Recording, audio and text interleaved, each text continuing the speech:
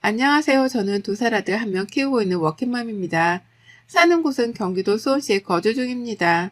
저는 굉장히 내성적인 성격이라 부탁도 거절을 잘 못하고 아무리 내가 말해야 할 상황이 오더라도 꾹 참는 성격이랍니다. 이런 성격 때문에 부당한 일을 당하더라도 늘 당하고만 살았는데요. 그러다 보니 어느 순간은 다 놓게 되는 날이 오더라고요. 이런 저에게도 두 번 다시는 이렇게 살지 말아야지 라는 생각을 하게 된 때가 있는데요. 오늘 저의 이야기를 여러분들께 이야기하고자 합니다. 저와 남편은 10년 연애 끝에 결혼하고 아이가 바로 생기지 않아 고생을 많이 한 난임 케이스입니다. 둘 다 아무런 문제가 없는데도 불구하고 아이가 생기지 않아 시댁에서는 압박을 해왔고 시아버지나 시어머니가 몸에 좋은 한약들을 지어올 정도로 두 분 다 손주를 바라셨습니다. 처녀 때 생리 한번 밀리지 않고 했기 때문에 자궁이 문제가 전혀 없다고 생각하기도 했고 또 딱히 아픈 것도 없어 당연히 저희에게 아기 천사가 바로 올 줄 알았죠. 근데 제 큰 착각이었을까요? 아이를 가지기는 많이 힘들어 포기하고 싶을 때 포기하지 않게 만든 힘은 바로 저였습니다. 아이를 너무 좋아하는 저는 결혼해서 아이 한 명을 꼭 낳자라는 주의였고 남편은 아이가 없어도 괜찮다는 주의였습니다. 시댁 어른들은 남편과 다르게 손주를 너무 바라셨고 그렇게 노력을 열심히 했죠. 노력을 열심히 하는데도 늘 실패하는 임신 때문인지 몸과 마음도 많이 지쳐버린 때였는데요. 근데 제가 더 많이 지치게 된 이유는 또 한 가지 있습니다. 바로 신우 때문이었습니다. 신우이는 남편 여동생으로 저보다는 7살이나 어리답니다. 오랫동안 연애를 하면서 남편 여동생에 대해서 정말 진저리치게 잘하는데요. 정말 사고치고 자기 마음대로 안 되면 물건 집어던지고 화내고 그러더라고요. 근데 시댁에서는 아무 말 안 하는 게 옛날에 신우이가 태어나고 두 분이 바빠서 신우이를 할머니한테 맡겨서 키운 게 아직도 미안해서 지금 아무 말도 못 하신다고요. 근데 그건 그거고 이건 이거잖아요. 원래 개차반인 건 알았지만 좀 크면 좀 달라질 줄 알았기도 했지요. 오랜 연애를 해서 어떤 사람인지 누구보다 잘 알았지만 결혼하면 잘 마주칠 일이 없겠지. 그래도 좀 나아지겠지 했던 게 저의 잘못된 생각이었던 것 같습니다. 신우의 성격을 그럼 잠깐 말씀드리자면 말 그대로 독불장군입니다. 자기 말이 늘 옳아야 하고 조금이라도 어긋나게 하면 핸드폰 다 끄고 잠수타 걱정을 만드는 사람이었죠. 그뿐만이 아니라 자기 멋대로 사는 사람이라 거의 이 세상에 자기가 왕이라고 생각한다고 보시면 돼요. 워낙 자기 멋대로 생각해 솔직히 결혼하지 못할 줄 알았는데 그래도 짝은 있나 봅니다. 신우이가 결혼을 한다는 이야기를 듣고 얼마나 행복했던지 더 이상 시댁에 가면 신우이를 자주 보지 않아도 될 생각에 솔직히 많이 들떠있던 적도 있었습니다.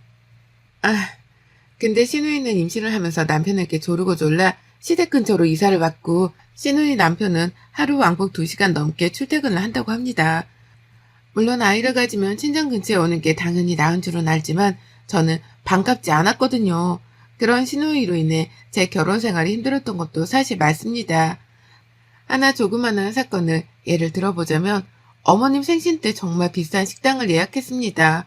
한정식으로 나오는 코스 요리인데 어머님이 그런 데를 한 번도 안 가보셨다고 해 제가 3개월 전부터 예약해서 드디어 가는 날이 되었는데요. 근데 갑자기 신우이가 자기는 한정식이 먹기 싫다고 뷔페에 가고 싶다고 떼를 쓰는 거예요. 남편이 엄마 생일이고 거기 예약하는 것도 힘든데 그냥 가고 다음에 가자고 해도 막무가내로 그럼 자기 안 간다면서 자기끼리 먹고 오라고 난리를 치더군요. 하는 수 없이 어머님이 미안하지만 거기 취소를 해야 할 것 같다고 하고 취소를 했습니다. 시내의 원대로 근처에 있는 뷔페에 가서 식사를 했습니다. 그러면 자기 원하는 대로 갔으면 그것도 만족을 해야 하는데 또 괜히 여기로 왔다면서 만족이 안 된대요. 저보고 어쩌라고 하는 건지 먹으면서도 계속 투덜대길래 제가 속으로 지어준 별명이 세계 최강 투덜이거든요. 그러더니 뭐 인스타 감성 나오는 자기가 원하는 또 카페가 있다며 거기에 가자고 하더라고요. 오늘 어머님 생신인 거를 뻔히 알면서 저러니 엄마를 정말 생각하는 사람인가 싶기도 했습니다. 그리고 제가 어머님 생신 선물을 드리면 옆에서 꼭 참견을 해요. 언니, 어디서 산 거예요? 이거 쿠팡에서 산 거 아니야? 예? 아니요, 백화점에서요. 우와, 엄마 좋겠다. 이런 거 사주는 며느리도 있어서 나는 언제 이런 거 받아보나? 옆에서 막 비꼬고요. 지금 이 이야기는 세 발의 피라고 생각하시면 됩니다. 어느 정도 막무가내로 하냐면 같이 배달 음식 시켜서 먹고 있으면 갑자기 그 음식 먹기 싫다고 다른 음식 시키라고 난리칩니다. 아직까지도 그 음식이 많이 남아있어서 다 버릴 것 같은데도 불구하고 그 음식을 꼭 시키고 한 입이라도 먹어야 직성이 풀리는 사람이거든요. 그런 신우인지라 결혼하고 애기 낳으면 조금은 철들겠지 싶었던 게 제 큰 착각이었습니다. 애기를 낳으니 신우이는 시댁에 밥 먹다시피 오더라고요. 신우 남편이 바쁜 편이라 주말에도 나가서 일을 해야 하는 상황도 생기는데 그때마다 신우이는 육아가 힘들다며 매일같이 시댁에 와 있더라고요. 그럼 와 있기만 하면 되는데 저희 온다는 이야기만 들으면 저에게 매일같이 이것저것 시킵니다. 충분히 혼자서 할 수 있는 일인데도 불구하고 자기가 임신했다는 이유만으로 저를 매일 시켰는데요. 그 일은 직접 신우인에 가서 자기 무슨 옷을 가져다 달라. 자기가 정말 먹고 싶은 디저트가 있는데 그거를 사와라.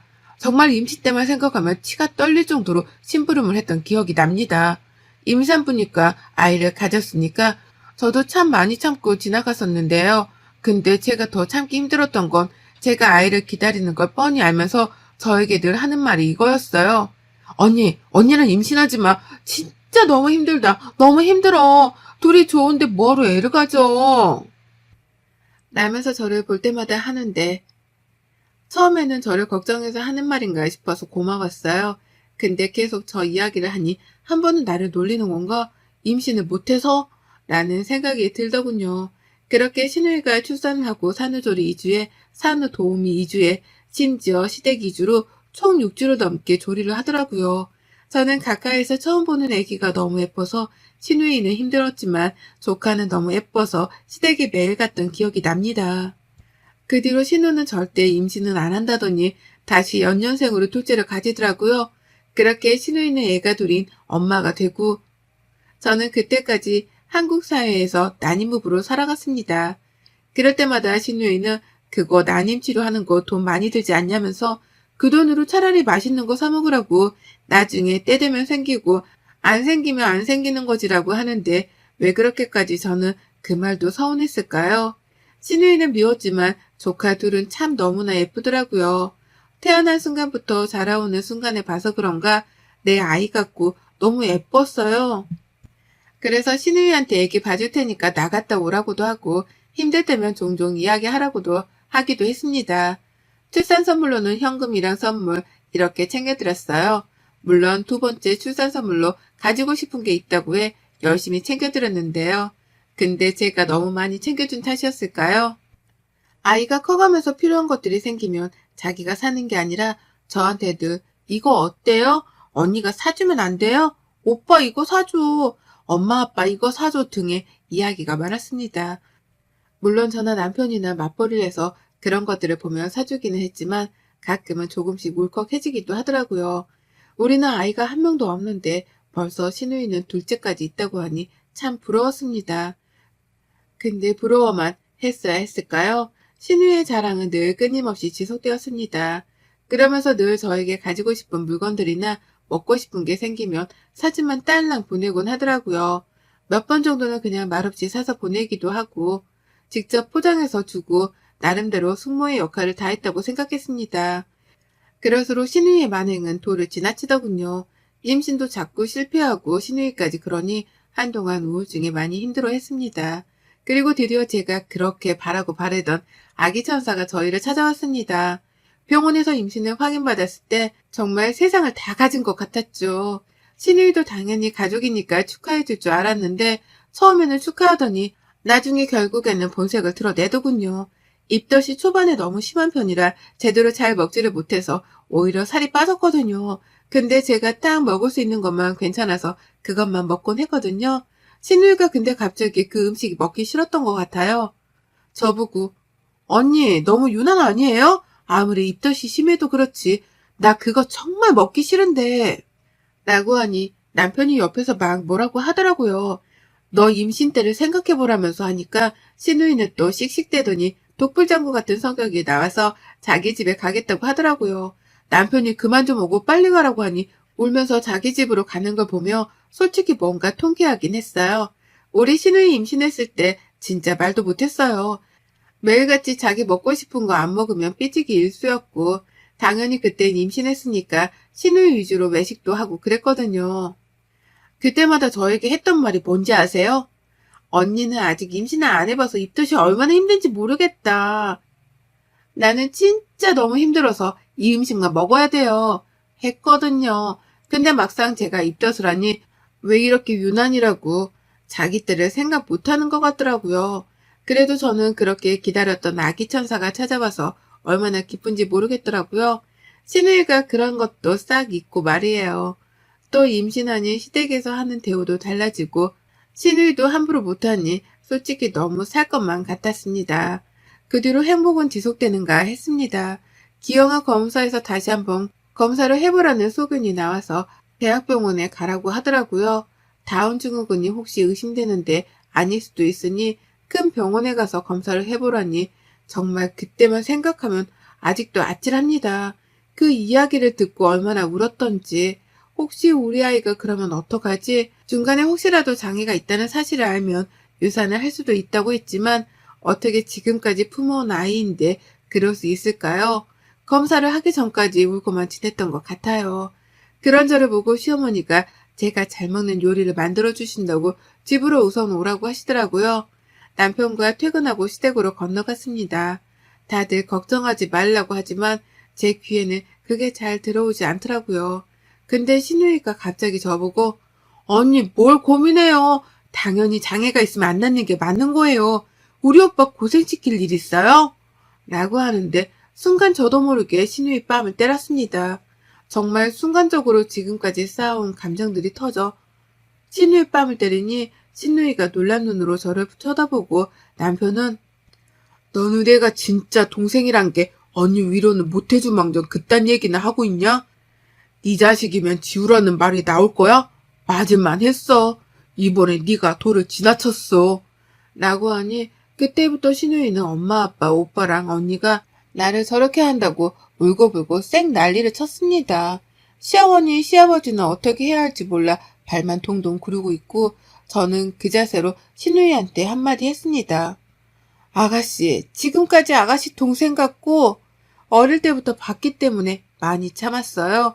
아가씨 독불장군인 거 모르고 결혼한 거 알고 어린 나이에 시집가서 아이 둘 낳으면서 그것도 많이 안쓰러워 잘 챙겨주려고 늘 노력했고 조카들도 정말 내 자식들처럼 너무 예뻐한 거 알 거예요. 내가 얼마나 임신하고 싶어 했는지 알면서 아이를 지우라는 말을 어떻게 그렇게 아무렇지 않게 해요? 그게 지금 나한테 할 소리예요? 라고 말하니 신우이는 아무 말도 못하고 그래도 왜 때리냐면서 자기가 만만하냐면서 또다시 울기 시작하더라고요. 내가 지금 더 말을 못해서 그렇지 아가씨 하는 행동 어디 가면 정말 따돌림 당해요. 나니까 그냥 가만히 있는 거지. 안 그래요? 지금 아가씨 하는 행동은 꼭 유치원 7살인 느낌이 들어요. 자기가 싫으면 화내고 자기 뜻대로 안 되면 버럭 화내고 난리치고 지금 조카들이랑 아가씨 행동이 뭐가 다른데요? 말해봐요. 왜 아가씨가 친구들이 없는 줄 알아요? 아가씨의 그런 행동들 때문에 다 떠나는 거예요. 솔직히 신우이 친구들 많이 없거든요. 자기 말로는 결혼식 때도 자기가 진짜 친한 친구들만 불렀다는데 제가 보기에는 진짜 친구가 없는 것 같아 보이더라고요. 저렇게 자기만 알고 오냐오냐 컸는데 누가 저런 사람과 친구하고 관계를 이어가겠어요? 더 이상 그 자리에 있지 못할 것 같다 시부모님께 죄송하다는 말씀드리고 그대로 집으로 왔습니다. 그 다음날 시어머니가 전화를 해오셨어요. 얘야 미안하구나. 우리가 너무 오냐오냐 키워서 그런 거니 네가 이해 좀 해주렴. 어제 너희가 하고 나서 우리가 충분히 많이 뭐라고 했으니 자기도 아마 느낄 게 있을 거야. 라고요. 네, 어머님. 이라고 했는데도 신우의 말들이 자꾸만 맴돌아서 어찌할 바를 모르겠더라고요. 그 뒤로 검사를 진행했고 결과가 나오는데 일주일 정도 시간이 걸린다고 해 회사에 미뤄왔던 휴가를 내고 집에서 쉬고 있었습니다. 갑자기 띵동 하는 소리가 들리더니 신우이가 찾아왔더라고요. 또 어떤 염장을 지르려고 하나 싶어가지고 문을 열어줬습니다. 그러더니 갑자기 저보고 대뜸 언니 그 유모차 있죠? 그것 좀 나 좀 빌려줘요. 잠깐 쓸게요. 라고 하는 거예요. 친구가 저 임신했다는 이야기 듣고 애기용품 미리 사놔야 애기 건강하게 큰다면서 진짜 비싼 유모차 선물한 게 있거든요. 근데 그거를 저희 집에 왔다가 본 것 같아요. 대뜸 유모차를 빌려달라니 황당하잖아요. 아니 갑자기 유모차를 왜 빌려달라고 해요? 아가씨 유모차 있잖아요. 근데 언니 거 그거 비싼 거잖아요. 이번에 조리원 동기 모임 나가는데 나도 좀 좋은 거 하고 싶어서 그래요. 미안한데 안 될 것 같아요. 아직 아이 태어나지도 않았고 친구가 저 쓰라고 준 건데 빌려줬다는 거 알면 얼마나 서운하겠어요. 미안해요. 정말 언니. 애기 아직 태어날지 안 태어날지도 모르는 상황에서 무슨 유모차예요. 나라면 이런 유모차 말고 애기 건강이나 더 신경 쓰겠어요. 참. 그러니 애기가 기형아 검사를 보통과하지.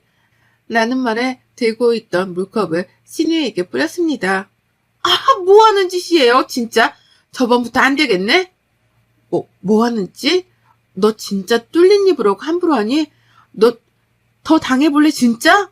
하면서 신우이를 바닥에 내동댕이 쳤습니다.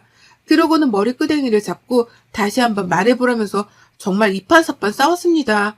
임신 중이라 그러면 안 됐지만 정말 너무 화가 나서 어떻게 할지를 모르겠더라고요.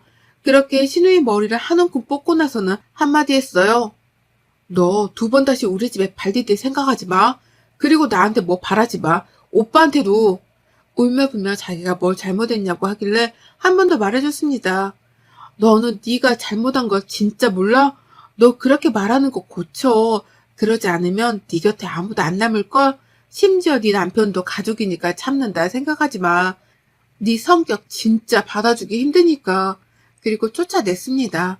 너무 화가 나고 눈물이 나서 주체를 할 수가 없었지만 남편이 오고 지금까지 있었던 일을 다 얘기하니 잘했다고 하면서 안아주더라고요.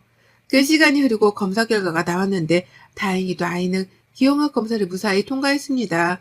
시댁이랑 친정에게도 알렸는데요. 그 뒤로 저는 시누이가 오는 날이면 시댁에 가지 않고 시누이 전화는 차단했습니다. 저번에 첫째 조카 생일이었는데도 제가 챙기질 않았거든요. 제가 매년마다 생일에 크리스마스에 무슨 날이 아닐 때도 지나가다가 장난감이나 옷 보면 그냥 선물하기도 하고 정말 애들이 너무 예쁘고 저도 잘 따라서 정말 많이 예뻐했거든요. 근데 생일인 거 알았는데 그냥 넘어갔습니다. 챙겨주고 싶은 마음이 없어서요. 그랬더니 지 오빠한테 자기의 생일인데 언니가 전화 한 통 없다고 하니 오빠가 야, 네 애 생일에 왜 언니가 전화를 해야 돼? 무슨 네가 왕이냐? 헛소리 할 거면 끊어. 나도 차단하기 전에. 라고 했더니 또 엄마 아빠한테 일렀더라고요. 어머님 아버님도 시누이 그런 행동에 너무 화가 나서 그런지 왜 굳이 챙겨야 하냐면서 그냥 너희 가족끼리 보내라고 했다고요. 그 뒤로도 시누이는 계속 제 뒷얘기를 하고 오빠한테도 전화로 새언니가 너무하다고 하는 것 같은데 남편이 그럴수록 차단한다고 전화하지 말라고 했다더라고요. 그 뒤로 저는 무사히 건강한 아이를 출산을 했고 병원에 다행히도 코로나라 면회가 금지돼서 시누이는 오지 못했습니다. 그렇게 육아를 본격적으로 시작했고 오히려 시누이가 저랑 연락을 안 하니 불편한 점이 한둘이 아니었는지 먼저 연락이 오더라고요. 일주일 내내 연락을 하는데 저는 받지 않았습니다. 그랬더니 시어머니가 전화를 해오셨네요. 시누이가 얘기를 하고 싶어 한다고 사과하려고 하는 것 같은데 한번 이야기해보면 어떻겠냐고 그러더라고요. 처음에는 내키지 않았지만 계속 피할 수는 없었기에 아기를 재워놓고 시누이의 전화를 받았습니다. 울며 자기가 잘못했다고 미안하다고 다시는 안 그러겠다고 하더군요. 그래서 제가 딱 말했습니다. 용서가 되지 않는다고요. 하니 자기가 어떻게 하면 되겠냐고 하길래 두 번 다시 말을 함부로 하지 말라고 또 함부로 말을 한다면 그때는 정말 지금보다 더 심하게 대할 거라고 했죠. 알겠다고 하길래 그때부터 시누이가 조심하는 모습을 보이기 시작했네요. 다행히도요. 시누이한테 사실 더 참교육을 했어야 하는데 그때 많이 못한 게 아쉽기는 해도 이 정도면 충분히 알아들은 것 같아 이제는 조금은 편하게 대하려고 하는데요. 지금은 저만 보면 말을 전처럼 하지 않고 조심하는 게 보여 저도 편하게 대하려고 노력하고 있는데 잘 안 되네요. 사실 저는 용서하고 싶지 않지만 제가 남편이랑 사는 한은 시누이를 안 보고 살 수 없으니 그냥 저냥 지내려고 하네요. 저희 시누이 얘기 어떠셨나요? 여러분들도 그런 시누이가 있겠죠? 저는 정말 묵은 체증이 내려가는 것 같았습니다. 이제 우리 아이 육아하는 데만 전념하려 합니다. 여러분들의 시댁 이야기는 어떤가요? 여러분의 생각은 댓글로 남겨주세요. 오늘도 시청해 주셔서 정말 감사합니다.